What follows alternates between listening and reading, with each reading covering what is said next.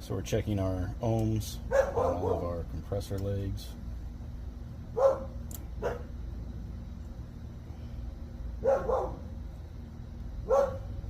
one, there's two, here's the two legs.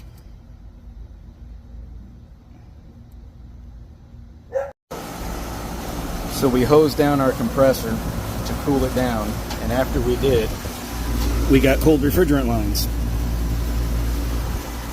A little overheated. I looked at the notes on that client, and we've been keeping that unit running for the last 4 years.